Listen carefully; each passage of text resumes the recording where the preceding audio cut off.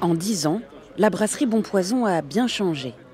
Fini le petit local messin. En 2015, on s'est installé ici avec l'espace vente. On avait à peu près 15 mètres carrés de vente et tout l'espace de production était derrière. Et du coup, j'ai construit tout le bar ici.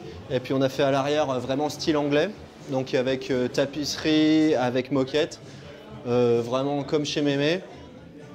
Et voilà toute la partie bar qui a été créée cette année. 300 000 € d'investissement plus tard, nous voilà à Marly, dans des locaux bien plus grands. On a racheté des fermenteurs, on a installé une machine à embouteiller, une machine à enfuter. Et du coup, ça a pris un petit peu d'ampleur en quelques années. En une décennie, la microbrasserie a triplé sa production et embauché 4 personnes supplémentaires. Mais une fois installé sur un marché, il faut pouvoir y rester. En 10 ans, en fait, on a commencé très petit.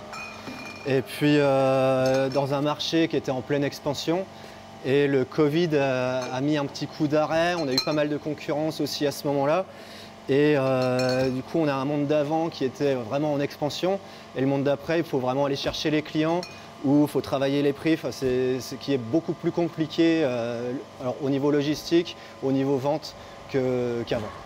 Pour maintenir les ventes à flot, il faut donc regorger d'idées et attirer les curieux avec des goûts qui peuvent sembler incongrus. Ça, c'était une petite bière qu'on avait fait l'année dernière, qu'en ce moment on va avoir au bar à Metz, c'est une bière au pastis. Et donc pourquoi au pastis? Parce que notre brasseur, il adore le pastis. Et du coup, comme il voulait un petit peu expérimenter, il s'est dit, bah tiens, on va allier une bière blonde désaltérante pour l'été. C'est très rafraîchissant et facile à boire. Et en même temps, on a le goût du réglisse anis qui vient derrière, mais sans que ce soit écœurant. On est vraiment sur un super équilibre. Et sinon, tu as la bière à la menthe. Ah, je vais goûter la bière à menthe en 25. Bah tiens, goûte-le comme ça d'abord. Dans la même dynamique, le nouveau bar Bon Poison est une véritable vitrine. Ça, je trouve ça super. Tous les cavistes marchent un petit peu moins bien. Et là, on remet un petit coup, ça rapporte des nouveaux clients aussi qu'on n'avait jamais vus. Voilà, on passe dans la rue, on voit la terrasse, on a envie de s'asseoir et on découvre aussi la marque.